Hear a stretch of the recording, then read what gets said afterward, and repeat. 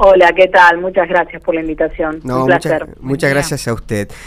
Mencioné lo de la llegada de este robot, no dije cuál era el robot. Usted me corrige si lo digo mal, Unitree H1, ¿puede ser? Sí, Unitree Robotics es la empresa, Robotics, la ideadora de todo esto, proveniente de China, y sí, en su modelo de H1, correcto. Bien, a ver, ¿qué puede hacer este robot?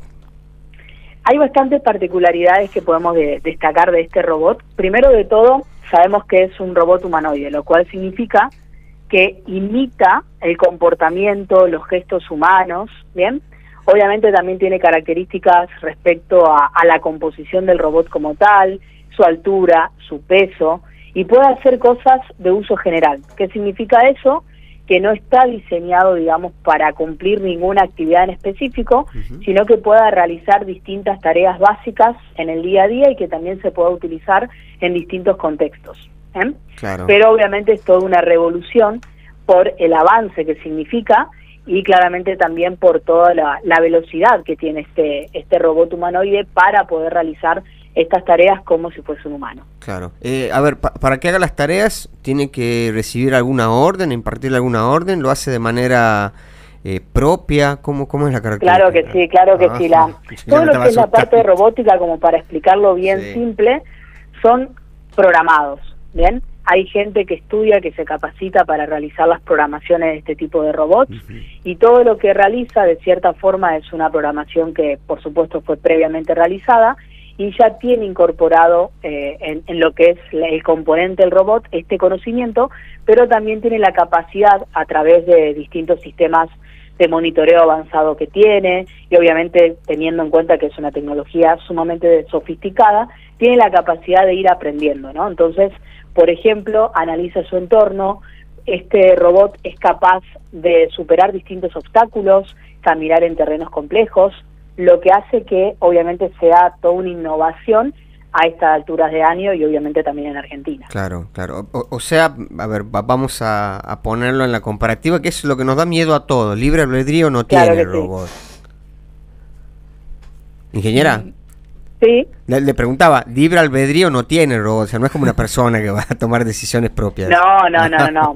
En este sentido acá también siempre tenemos que saber que todos estos robots tienen todo, como hablábamos antes, una programación predeterminada, entonces tiene comportamientos predefinidos, también, como decíamos antes, tiene la capacidad de aprender, pero por supuesto es en un entorno seguro donde se desarrollan todas las actividades de este robot humanoide. Claro, bueno, nos lleva tranquilidad por lo menos en este momento histórico. Claro que sí, totalmente.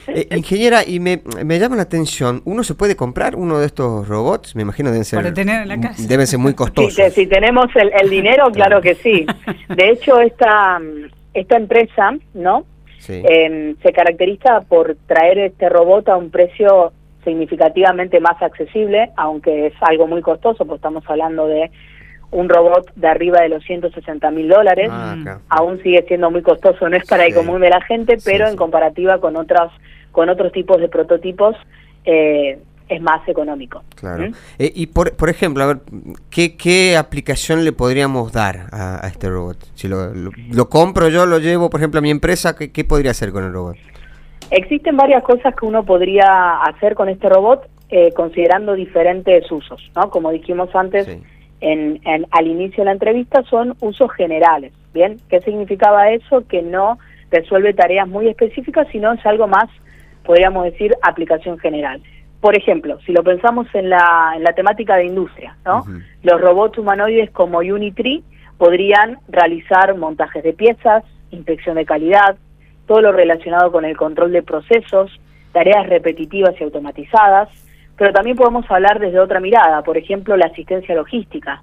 Pueden ayudar en tareas como la carga, descarga de materiales de almacenes, todo lo que es centro de distribución, optimización de procesos, lo cual también tendría un impacto directo en lo que es la reducción de tiempo de trabajo. Claro. Y así podríamos hablar de 1000 cosas más: asistente personal, educación, seguridad, entrenamiento. Claro. O sea, a ver, para que recordemos un momento histórico, pasamos de la división de tareas humanas, por decirlo de alguna manera, los procesos de automatización, sobre todo en las fábricas de automóviles. Ahora podríamos reemplazar a trabajadores en actividades que pueden ser peligrosas o inclusive monótonas, ¿no? De realizar constantemente lo mismo. Siempre lo que uno tiene que pensar es que con el avance de la tecnología, todas estas tareas que son más automatizadas, y de hecho, como bien comentabas, que pueden ser hasta peligrosos para los humanos, la robótica trae una solución que permite, de cierta forma, utilizar este tipo de mecanismos para esos escenarios. Claro. Y claramente también todo lo que deriva de esto, ¿no? Como hablábamos antes, esto recién inicia y por lo tanto a partir de todo este desarrollo van a empezar a surgir otras cosas, otras aplicaciones que quizás en esta instancia son desconocidas, pero obviamente a medida que esta tecnología se vuelva en la sociedad y sea algo más transversal, van a ir surgiendo nuevas oportunidades. Claro. Laila, ¿la inteligencia artificial tiene límites en este momento o no hay un límite?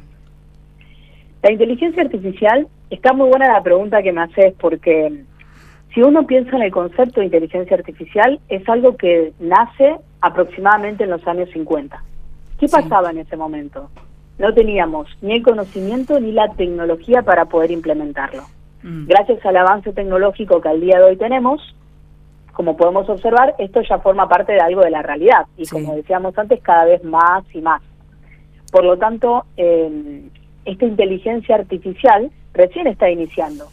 Ahora hay un montón de cuestiones que hay que tener en cuenta, ¿no? Como las limitaciones de los costos, cuestiones relacionadas con la ética y seguridad, que son algunos conceptos que todavía no están del todo claros como para que esta tecnología pueda seguir desarrollándose más. Claro. Pero esto recién está iniciando y estamos en un concepto de singularidad tecnológica, lo cual implica que hay un avance tecnológico muy, muy grande y obviamente hay mucho potencial de desarrollo en lo que es la inteligencia artificial e inversiones también en este tipo de proyectos. Laila, hay mucha gente que tiene un poco de temor hasta dónde puede llegar la inteligencia artificial. ¿Qué le puede decir a esa gente? Sí, el tema del temor es, bueno, normal, ¿no? Como todos grandes avances y grandes cambios tecnológicos, yo siempre pienso que la tecnología en general puede ser, como decíamos, no utilizada para bien o para mal. Acá lo importante siempre es que esto se desarrolle en un marco, que sea un marco legal, un marco ético, y también en este sentido, como es una tecnología muy nueva, vamos a tener que ponernos las pilas, por así decirlo, con todo este avance, para poder garantizar que el uso de este tipo de tecnologías va a ser para... Hay que reglamentar, hay que ver toda la parte de seguridad de datos, la parte ética, para que se pueda desarrollar en un contexto seguro. Claro. La escuchaba, ingeniera, ¿no? Y pensaba, en algún momento la ciencia médica fue considerado magia, ¿no? Por aquellos que no lo veían con buenos ojos, que, por ejemplo, se experimentaran en el cuerpo humano. Para el descubrimiento de tratamiento de enfermedades, me refiero, ¿no? Puntualmente. Claro. En este caso estamos en el mismo, casi en la misma situación, ¿no? Mirando una ventana de un desarrollo tecnológico que nos puede inclusive superar quizás en capacidad de aprendizaje a los seres humanos. El límite, creo que usted lo explicó bien recién, el límite ético de no tanto de saber si lo podemos hacer, sino hasta dónde deberíamos hacerlo. Sí, en ese sentido... El ejemplo que comentaste es muy bueno porque, como toda tecnología en una primera instancia, bueno, por supuesto que va a haber muchas dudas, muchas cuestiones de que no están resueltas. Y eso también tiene que ver un poco con poder legislar, poder regular esta tecnología para un uso positivo, ¿no? Porque como hablábamos antes, la tecnología siempre puede tener un impacto negativo. Entonces, en este sentido, hay que establecer bien hasta qué punto se puede llegar. Y uno también como usuario hasta dónde queremos dar nuestros datos, niveles de consentimiento. En este sentido, todos estos algoritmos se entrenan con datos que uno entrega de forma diaria. Entonces, hay que tener mucha concientización también de qué implican todas estas tecnologías y cómo la podemos integrar en nuestra vida diaria para que sea algo positivo, ¿no? Para que terminen teniendo un impacto positivo. Bien. Ingeniera, ha sido un placer. Muchísimas gracias por favor. Por su tiempo. El placer es mío. Muchísimas gracias por la invitación. Perdón, justo hacemos una pregunta. Tenemos algunas preguntas de los oyentes, no sé. ¿Esos robots sirven para empresas para desarrollar tareas que puedan hacer un humano? Pregunta Pedro. Sí, lo que tiene este robot que estamos hablando es su confección, que pueda aguantar aproximadamente hasta 30 kilos, ¿sí? Porque tiene una particularidad que no tiene brazos y bueno, también por, digamos, el material que está confeccionado el robot. Entonces, depende de la tarea que tenga que hacerse, ¿no? Claro. En ese sentido va a tener un límite que seguramente a medida que se avance esta tecnología y de hecho se pueda mejorar, quizás pueda tener otras capacidades. En términos de fuerza sería hasta ese kilo. Hasta eso.